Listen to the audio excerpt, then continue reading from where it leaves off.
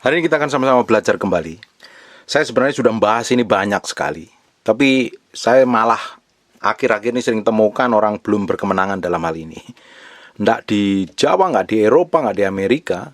Ternyata banyak orang yang nggak bisa kontrol hatinya. Seringkali malah sakit hati, kebenci, jengkel, dendam. Kenapa orang sudah ke gereja, udah percaya Tuhan kok nggak bisa kontrol hatinya, kontrol pikirannya, nggak kontrol perasaannya, nggak bisa ditaklukkan kepada Kristus? Saya berpikir apakah mereka ini ngerti firman, apa nggak ngerti firman? Harusnya kita yang ngerti firman, belajar menjadi orang Kristen yang mengalami kelahiran baru, hidup di jamah Tuhan, rajin ke gereja dan ibadah, harusnya tahu keputusan yang harus kita ambil, sikap yang harus kita ambil harus sesuai dengan kebenaran firman Tuhan. Tapi nyatanya tidak di pulau mana saja, nggak di kota mana saja, nggak di negara mana saja, tetap saja banyak orang sakit hati, kepahitan, benci, dendam, dan jengkel. Kenapa? Apakah mereka nggak ngerti kebenaran? Banyak orang udah nggak ngerti kebenaran. Ada beberapa sebagian yang nggak ngerti kebenaran.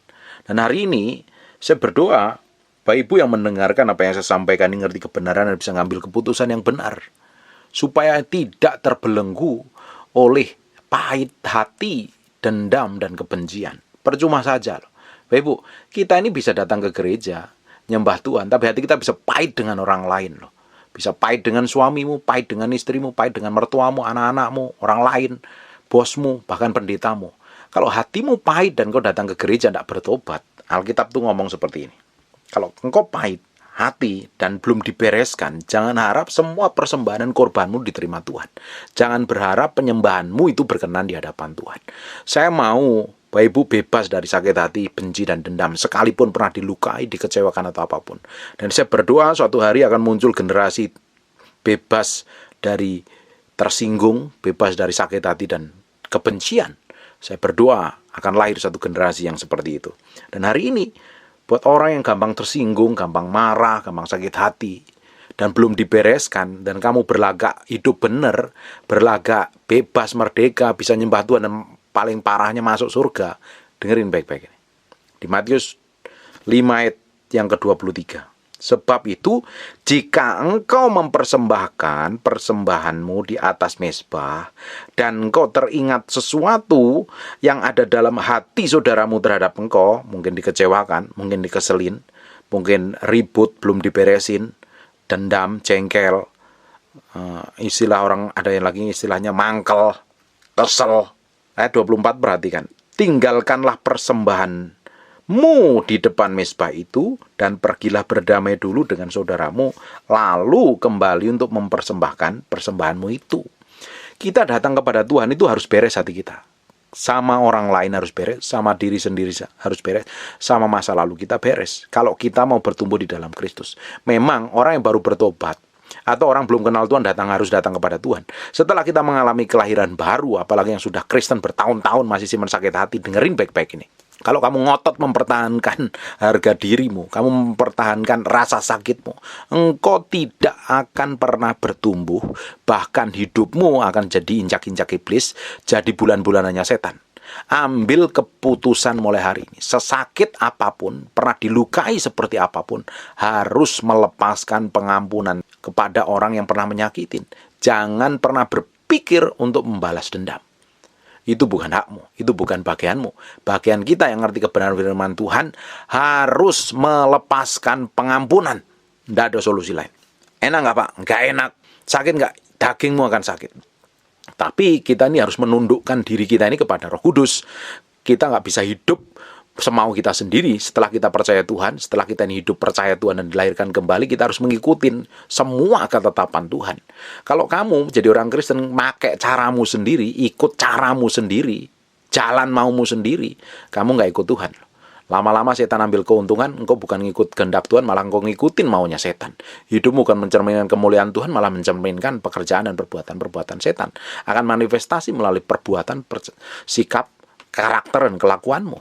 Hari ini saya berdoa orang-orang Kristen yang banyak sekali sakit hati, terutama istri-istri yang pernah disakitin suaminya, yang selingkuh, yang punya simpenan, kabur dengan perempuan lain, atau berkhianat, atau suami yang ditinggal istrinya kabur, dengerin baik-baik ini. Atau engkau yang sedang dalam perselingkuhan atau simpanan orang, engkau suka berzinah, dengerin baik-baik. Hidupmu meski berubah hari ini. Kalau tidak, cepat atau lambat, cawan murka Tuhan akan turun. Tuhan memang Maha Pengampun. Kalau bagi orang yang datang kepada Dia, memberikan diri untuk bertobat, Tuhan akan pulihkan. Tapi kalau engkau masih ngotot dengan kesalahanmu dan engkau masih suka dengan dosa, tinggal tunggu waktunya saja. Tuhan sebenarnya nggak mau menghukum, tapi setan akan hajar kamu. Dia akan datang kepada Tuhan bahwa engkau adalah anaknya, dan setan punya hak sah untuk menginjak-injak. Setan akan masuk melalui semua kelemahan dan dosa yang pernah kamu perbuat. Setan itu legal mainnya di hadapan Tuhan. Dia akan hajar kita kalau kita ada celah di hadapan Tuhan. Kita ini akan dibenturkan dengan firman oleh iblis. Kalau kita melakukan dosa, ujungnya kalau nggak bertobat, setan akan tuduh dan setan akan secara legal ngomong untuk menjajahin. Ingat, setan akan terus mencari waktu yang tepat untuk menghabisin orang-orang percaya. Nah, kita mesti sadar diri nih. Salah satu umpan yang diberikan setan, dalam bahasa aslinya, kecewa itu artinya umpan. Banyak sekali orang Kristen makan umpannya iblis. Kalau udah makan umpan, tinggal disikat aja sama iblis.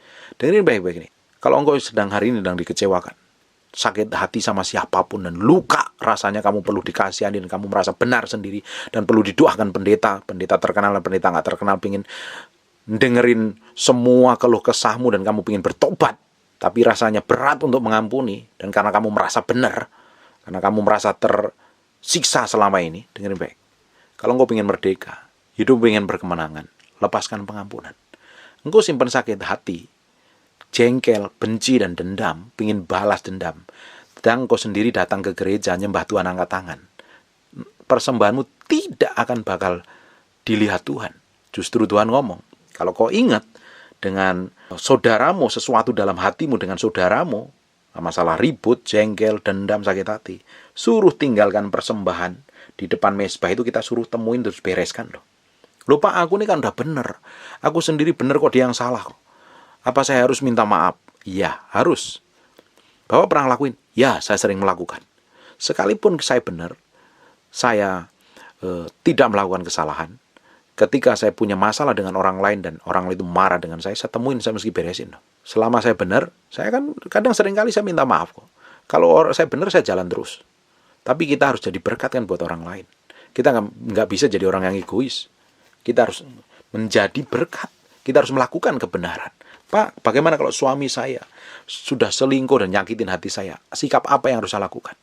Diam, tetap layani yang terbaik, tetap hormat, sopan. Di 1 Petrus 3 ayat pertama jelaskan, kalau kamu dapatin pasanganmu, suamimu yang nggak hidup di dalam kebenaran, kamu harus tetap diam tanpa perkataan, harus melayani dengan baik. Tapi susah sekali Pak. Ya, harus melakukan.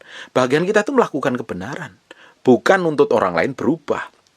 Tapi seringkali kita coba tuntut orang lain berubah seperti yang kita mau. Oh, dia yang bertobat Pak, dia harusnya bertobat dong, dia harusnya dengar khotbah. Bapak kok saya yang suruh berubah ya? Kan kamu yang dengar khotbah saya. Kalau kamu dengar khotbah saya, kamu yang rohani. Harus membawa orang itu dengan roh lemah lembut, supaya kamu tidak jatuh dalam pencobaan. Dengerin baik-baik ini. Di Galatia pasal yang ke-6, kita buka sebentar di Galatia pasal yang ke-6. Saya udah bahas ini, tapi ini seringkali kita udah bahas berkali-kali, tapi banyak orang nggak ngerti.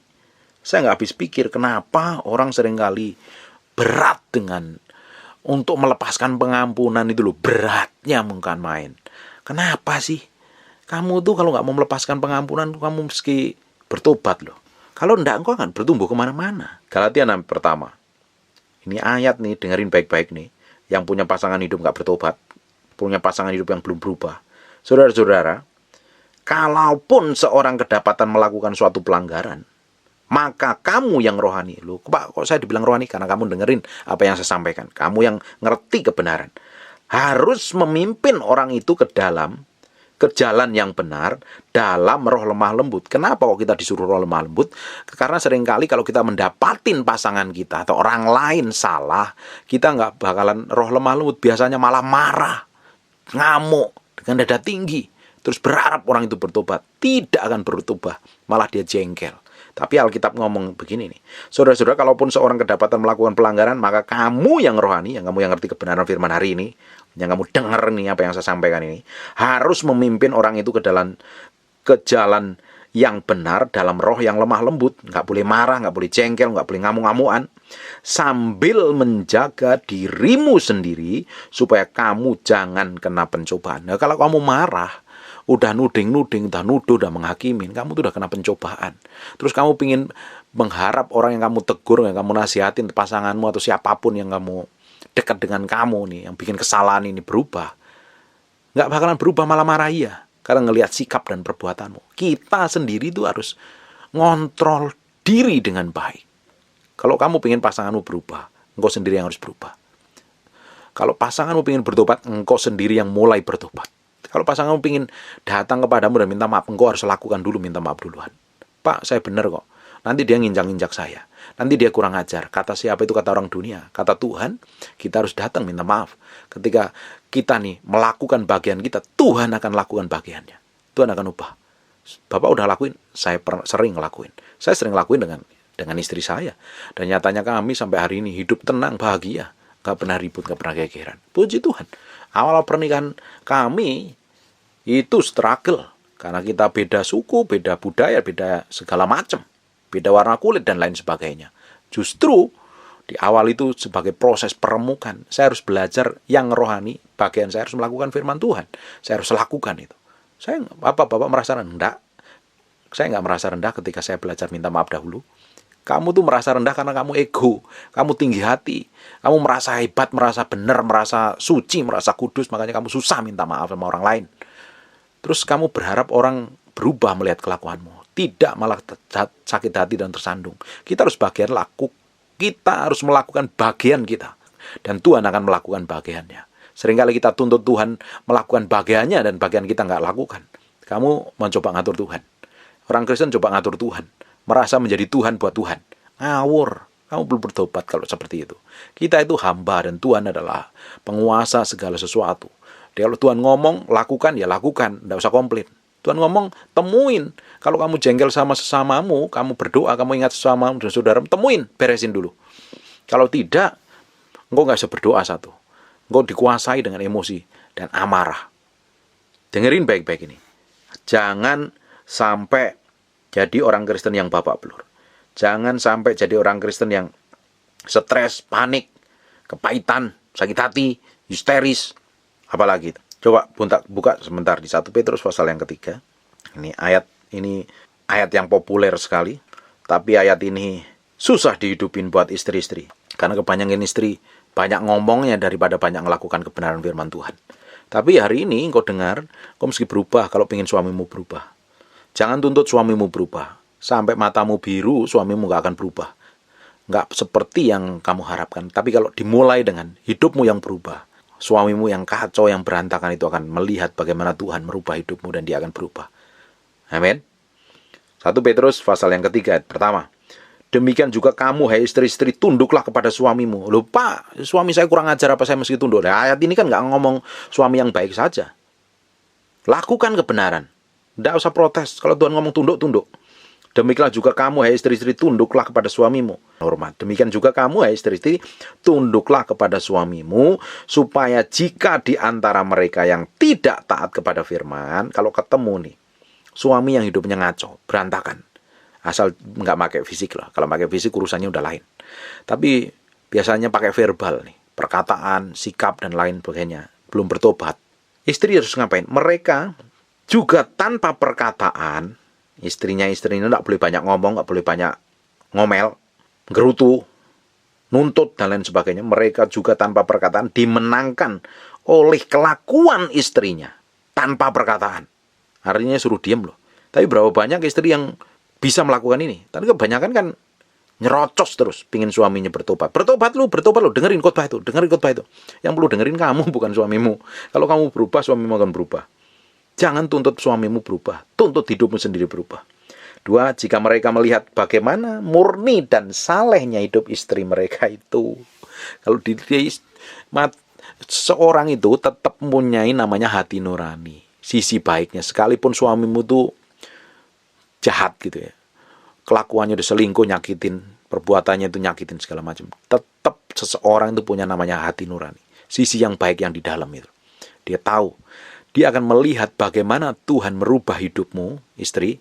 Tetap lakukan yang terbaik, layani yang baik, ngomong yang manis, sikap yang manis. Kalau suamimu nggak bertobat, layani yang terbaik, the best, kasih senyum sampai gigimu tuh kelihatan semuanya, dan ngomong yang manis.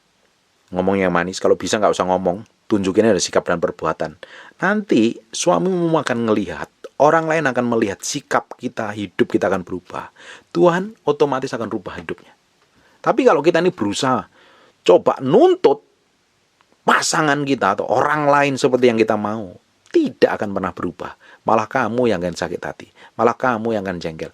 Berapa banyak kita ini coba tuntut orang lain seperti yang kita mau, dan hasilnya malah mengecewakan. Akhirnya kita kesel. Yang rugi siapa? Ya kamu sendiri. Kamu udah melakukan menjadi Tuhan buat orang lain. Kita nggak bisa jadi Tuhan buat orang lain. Untuk nuntut orang lain, harus orang lain itu berubah, bertobat. Pertobatan adalah urusan pribadi dia dengan Tuhan. Bagian kita adalah merubah diri kita. Kita nggak bisa merubah orang lain. Panggilan kita itu menjadi serupa segambar dengan Tuhan. Panggilan hidupmu bukan untuk merubah orang lain, merubah pasanganmu. Kalau kamu berusaha merubah pasanganmu, ujungnya kamu akan kecewa, sakit hati. Berapa banyak istri ngelihat suaminya belum bertobat-tobat, akhirnya kecewa dan sakit hati. Karena apa? Kamu berusaha menjadi Tuhan buat suamimu. Kamu pingin suamimu cepat-cepat berubah. Gigit jari bisa. Dengerin baik-baik. Perlu proses. Dia akan berubah kalau ngelihat engkau sendiri berubah. Perlu proses untuk sebuah perubahan. Tidak ada yang instan.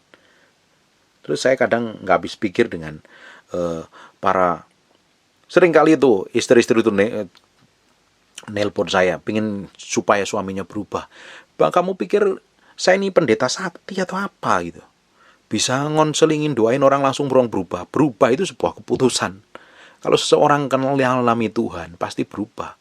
Bagaimana sudah hidup 40 tahun, 30 tahun dengan karakter yang buruk, terus ketemu saya hanya 5 menit, 10 menit, 1 jam, terus dia berubah? Mana bisa? Dia harus ketemu Tuhan, bukan ketemu pendeta. Kalau seorang ketemu Tuhan, pasti berubah. Saulus jadi Paulus. Simon jadi Petrus. Ketemu Tuhan, dia berubah. Abram jadi Abraham. Ketemu Tuhan, berubah. Harus orang itu ngalami Tuhan dulu. Bagaimana bisa menikmatin Tuhan orang yang gak kenal Tuhan? Ya, dia bisa menikmatin Tuhan melalui orang yang paling dekat siapa? Kalau engkau, itu pasanganmu, itu anakmu, itu suamimu, itu istrimu, ya kamu sendiri yang harus berubah. Jangan tuntut orang lain berubah. Dengerin baik-baik. Kita harus jadi orang Kristen yang pinter, pakai firman. Jangan mau dibodoh-bodohin oleh perasaanmu. Sakit hati, jengkel, benci, dendam.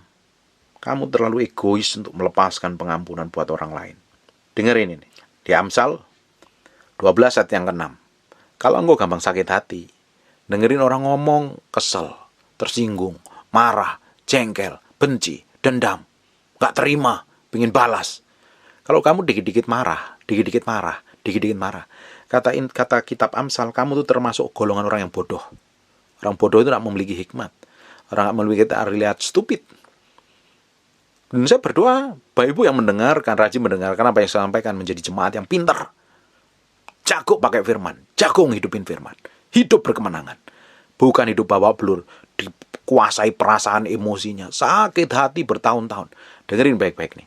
Kalau kau umur di atas 40 tahun dan kau sakit hati terus-terusan, sudah ketinggalan.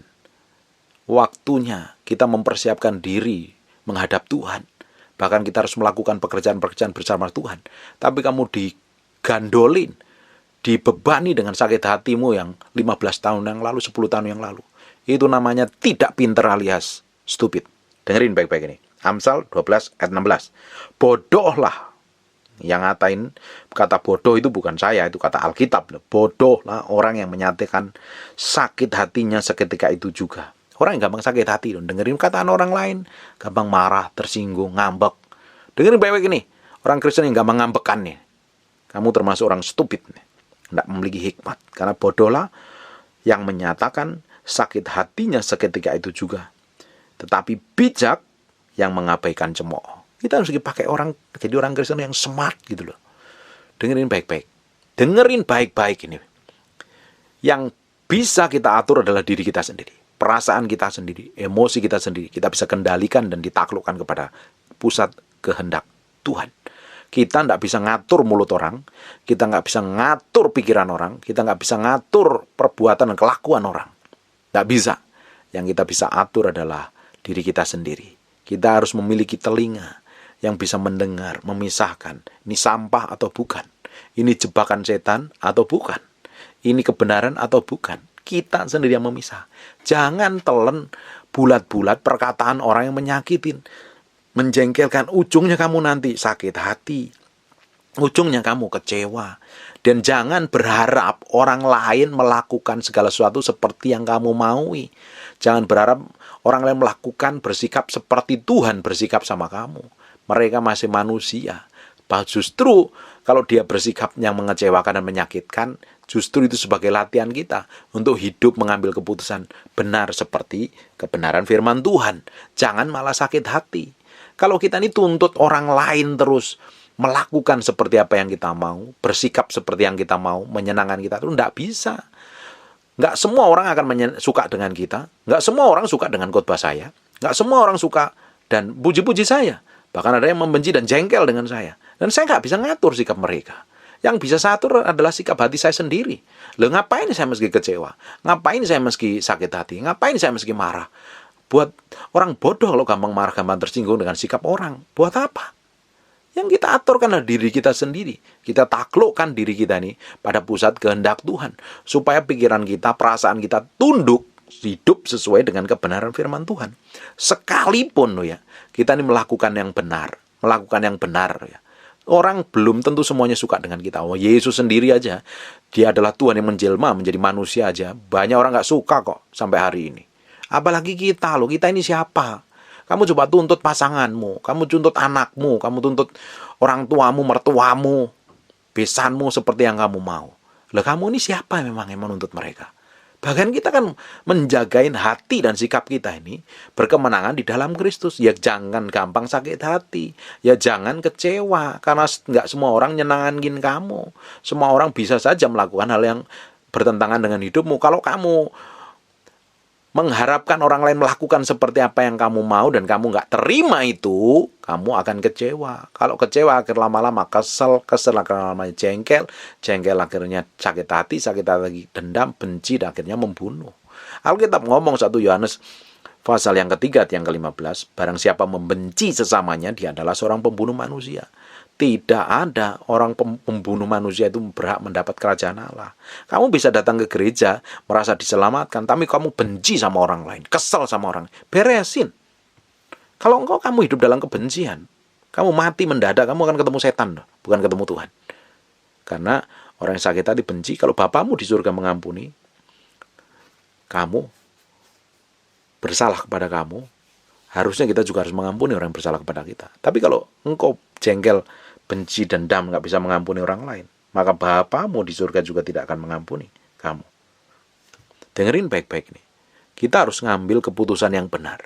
Kita harus bersikap yang benar menghadapi semua masalah. Selama kita masih tinggal di bumi ini, kita akan selalu dipertemukan dengan orang-orang. Bisa saja dipertemukan dengan orang yang baik, bisa juga dipertemukan dengan orang yang menyebalkan. Bagaimana kalau sikap kita ini dipertemukan dengan orang menyebalkan? Ya kita mesti jagain sikap, tindakan kita, reaksi kita harus sesuai dengan firman. Makanya perlu belajar firman, ngerti firman.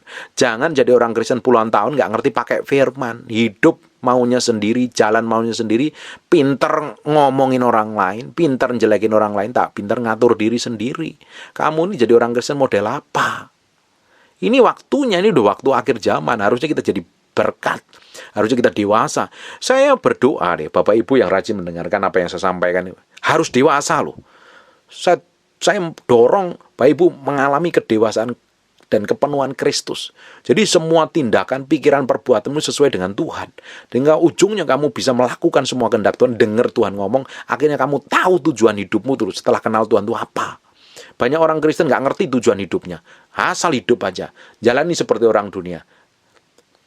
Bayi, setelah bayi digedein, sekolah, SD, SMP, SMA, kuliah kalau ada duit, kalau nggak ada duit ya kerja, terus punya jodoh, nikah, kalau udah nikah, punya anak, anaknya digedein, anaknya disekolahin, terus siklusnya seperti itu. tanpa ngerti tujuan Tuhan. Kalau hidupmu seperti itu, nggak jauh beda dengan orang dunia loh. Kita ini diciptakan Tuhan dengan tujuan yang spesial, tujuan yang khusus untuk melakukan kehendaknya, bukan hidup semau kita sendiri. Berapa banyak orang yang hidup maunya sendiri.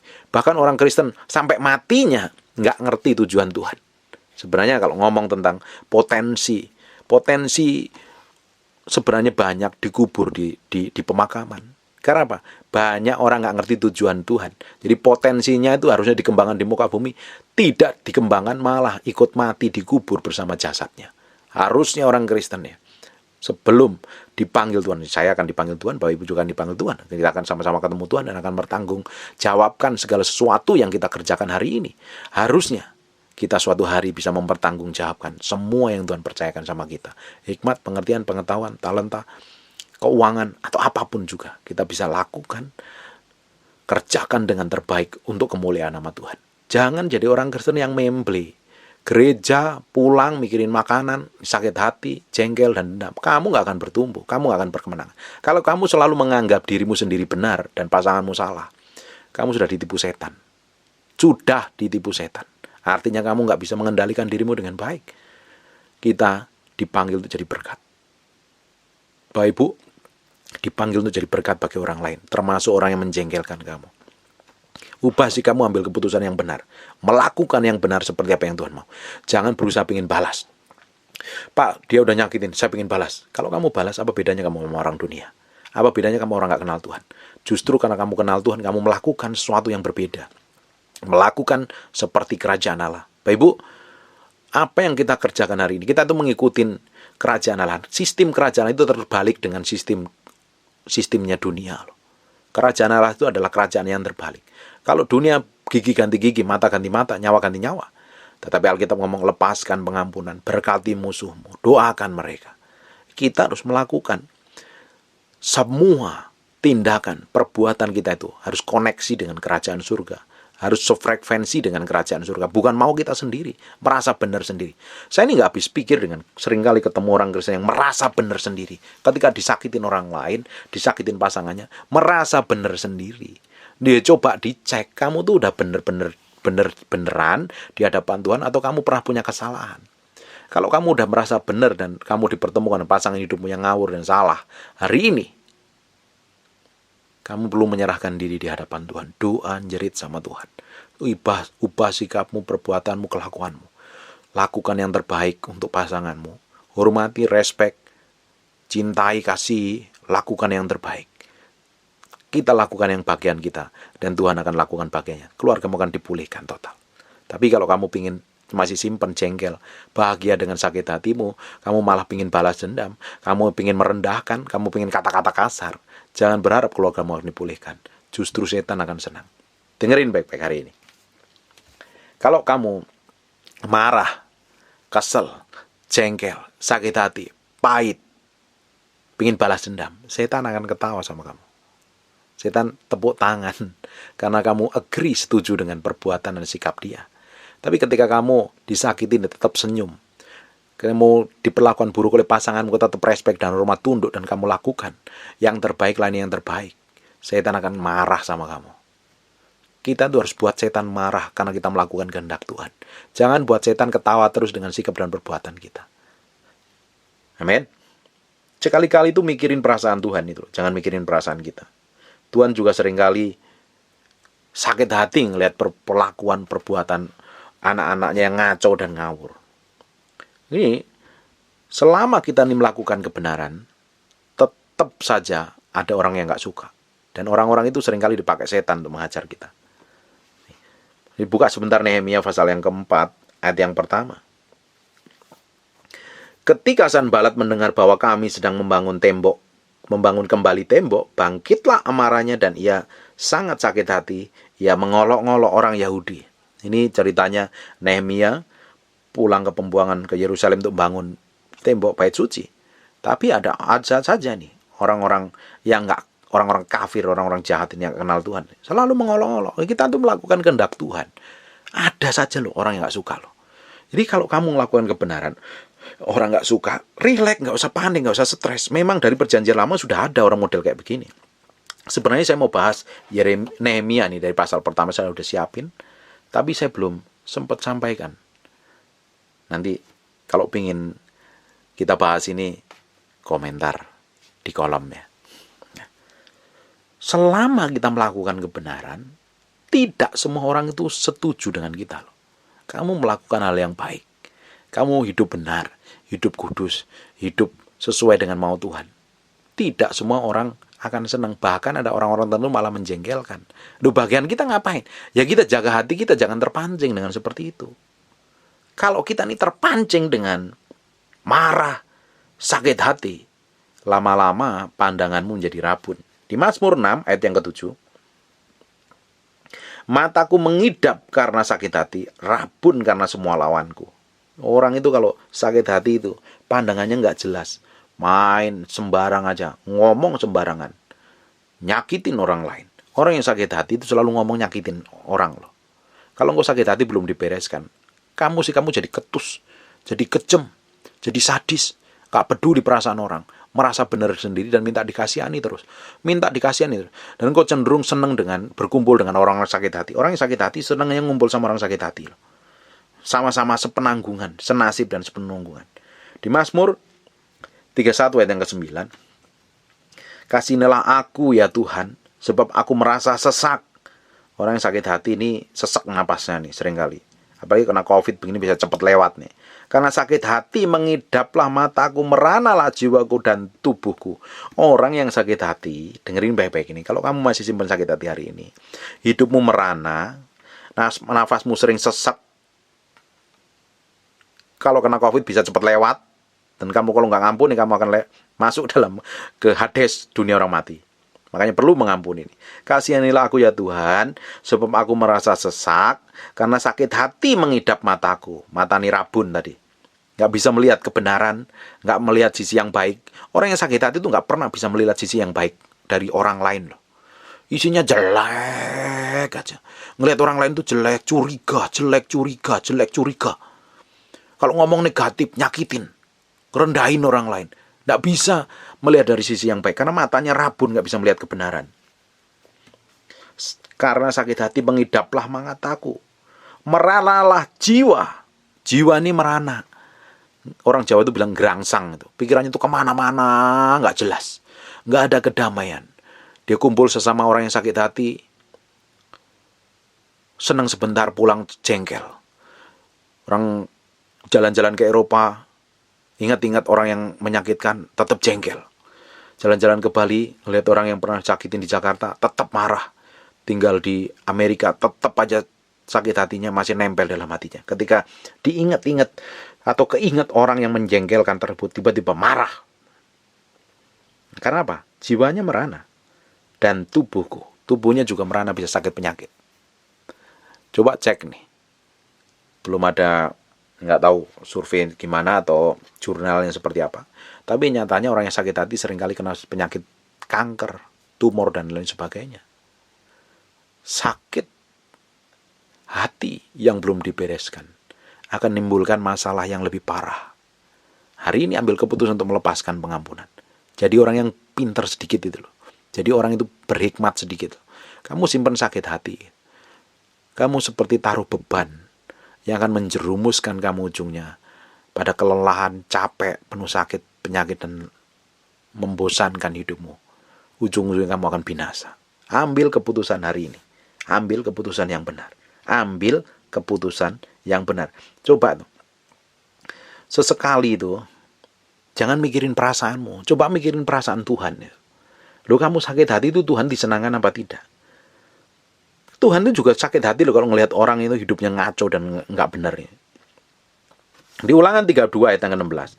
Mereka membangkitkan cemburunya dengan Allah asing. Karena orang Israel menyembah Allah asing. Maka menimbulkan sakit hatinya dengan dewa kekejian.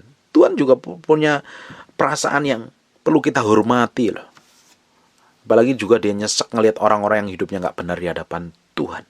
Seringkali Tuhan itu perasaannya juga. Coba buka di 1 Raja-Raja pasal yang ke-16 ayat yang ke-13. Oleh karena segala dosa yang telah dilakukan Baesa dan Ela, anaknya, yang mengakibatkan Orang Israel berdosa pula sehingga mereka menimbulkan sakit hati Tuhan. Tuhan juga kesel ngelihat kelakuannya. Orang disuruh bertobat, nggak bertobat, malah nyembah Allah asing. Sesekali itu jangan fokus pada perasaanmu. Fokus pada perasaan Tuhan. Tuhan itu juga punya perasaan. Bisa kesel juga kadang. Tapi untung loh ada Yesus yang kita ini setiap melakukan kesalahan. Kalau dalam perjanjian lama, ya habis kamu. Bikin kesalahan, tidak bertobat, habis. Hari ini kita ada Yesus bisa menebus kesalahan dosa kita. Kita bikin kesalahan, kita datang kepada Tuhan minta ampun. Diampuni dosa dan kesalahan kita. Tapi kalau kamu sudah minta ampun, bikin kesalahan terus-terusan, tidak mau berubah, habis loh kamu nanti ujungnya. Kan binasa.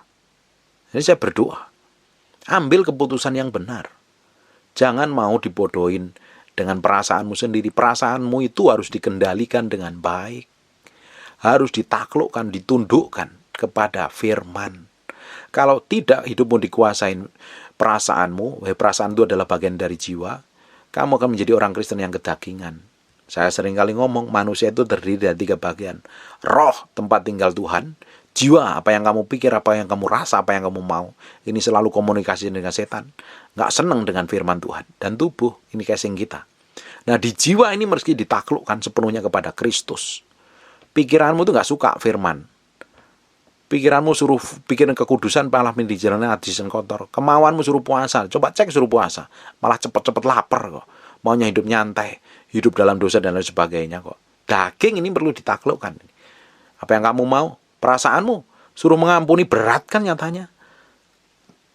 Ya, seringkali setan bekerja di area jiwa ini. Makanya jiwa ini harus takluk, tunduk kepada kebenaran firman Tuhan. Saya berdoa Bapak Ibu yang simpan-simpan sakit hati ini dibereskan hari ini. Tidak di mana-mana ternyata banyak orang simpan sakit hati karena nggak bisa mengendalikan. Jangan izinkan ego. Jangan izinkan harga dirimu yang memimpin. Kalau harga dirimu yang memimpin, ketika orang merendahkan, kamu akan tersinggung dan marah loh. Jangan ditinggikan itu sifat amarahmu. Orang yang dikuasakan amarah, kan dikembang marah, mengamuan.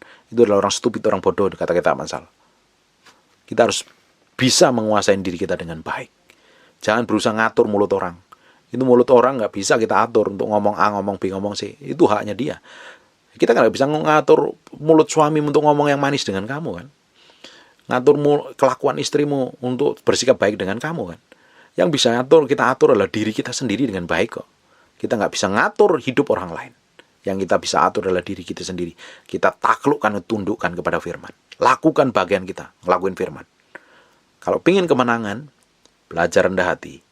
Lakukan kebenaran sesuai yang Tuhan mau. Jangan ngotot, jangan benarin diri. Stoplah membenarkan diri. Buat apa? Nggak ada orang yang benar, kita tuh dibenarkan kok. Nggak ada orang kudus, kita tuh dikuduskan. Jangan merasa benar sendiri, jangan merasa suci sendiri dan kamu bisa nuding orang lain salah. Dia yang bikin kesalahan, dia yang harus bertobat. Kamu yang justru yang bertobat. Amin. Haleluya. Jadi saya berdoa, setelah dengar firman ini banyak orang berubah, ambil keputusan yang benar. Tapi kalau kamu dengerin khotbah yang keras seperti ini, tidak bertobat, nggak habis pikir kamu. Seperti anjing kembali muntahannya. Dengerin firman, balik lagi kepada muntahan. Seperti babi kembali ke bubangannya. Kamu dengerin firman ini, ambil keputusan untuk melepaskan pengampunan. Beresin, temuin orang lain. Saya itu kalau saya itu pernah disakitin orang. Beberapa sering kali saya disakitin. Saya temuin orangnya dan saya minta maaf. Malah saya beliin oleh-oleh makanan kesukaan dia apa tuh. Tadi kitab Matius kan ngomongnya. Kalau kamu ingat sesuatu dalam hatimu, kamu temuin saudaramu. Jangan bawa tangan kosong, bawa oleh-oleh. Dia sukanya apa? Beliin. Nanti hubunganmu kan jauh lebih baik. Nah, saya sudah lakukan ini bertahun-tahun. Orang-orang yang menjengkelkan buat saya, fitnah, nuduh, dan lain sebagainya itu. Saya datengin dan saya minta maaf sama dia. Saya bawakan oleh-oleh. Sampai hari ini hubungan kita jadi baik loh. Ada harga yang harus dibayar. Ada harga yang harus dibayar. Kita yang ngerti kebenaran firman hari ini, kita harus melakukan. Bukan kita menuntut orang lain. Kita yang rohani harus menuntun orang dengan roh yang lemah lembut. Bukan ngamuan, bukan menghakimi, bukan menuding, bukan menuduh. Kita adalah jadi kepanjangan tangan Tuhan, bukan kepanjangan tangan setan. Praktek, saya mau lihat hasilnya. Praktek, dan kita sama-sama akan lihat hasilnya. bahwa kita menjadi generasi yang bebas sakit hati, generasi yang merdeka, generasi yang akan memulihkan banyak orang, generasi yang dipakai untuk suatu kegerakan yang besar di masa yang akan datang. Amin. Ambil keputusanmu. Ambil keputusanmu. Doamu tidak akan berkenan di hadapan Tuhan, bahkan najis di hadapan Tuhan kalau engkau berdoa dengan penuh sakit hati, kebencian, dan dendam. Lepaskan pengampunan. Lepaskan pengampunan. Ambil keputusan. Bikin setan marah dengan kamu karena kamu melakukan kebenaran firman Tuhan. Jangan bikin setan tertawa dengan kamu setuju apa yang dia lakukan. Amin. Pakai hikmat lu. Pinteran sedikit lu jadi orang Kristen itu. Kemarin kan saya udah ngomong, dilarang keras bodoh jadi orang percaya. Orang Kristen tuh pinter. Setelah lahir baru otakmu tuh masih nempel di tempurung kepala. Itu dipakai mikir, pakai menimbang, memperhitungkan dengan baik. Jangan mau dibodoh-bodohin setan. Jangan mau ditipu setan terus-terusan. Kita ini orang anak-anak Tuhan, anak-anak kerajaan. Jadi yang pinter sedikit itu dididik dengan cara sistem kerajaan Allah. Harusnya pinter, jago, dan memiliki hikmat, pengertian, dan pengetahuan. Amin. Kalau mau kekuatan, Tuhan berikan kekuatan kepada kita. Roh Kudus menyertai kita. Roh Kudus mengurapin kita. Nggak ada alasan untuk kita nggak melakukan, berhidup berkemenangan. Kalau kita hidup berjalan bersama Tuhan, hidup kita pasti berkemenangan. Kalau hari ini hidupmu babak belur karena kamu ngikutin semua saran setan, semua petunjuk setan, hari ini berubah. Ikutin kebenaran firman Tuhan. Dan hidupmu, keluargamu, apa saja yang kamu kerjakan akan berkemenangan. Pelayananmu pun akan memiliki dampak yang besar. Berkemenangan di dalam Yesus Kristus Tuhan. Amin. God bless you.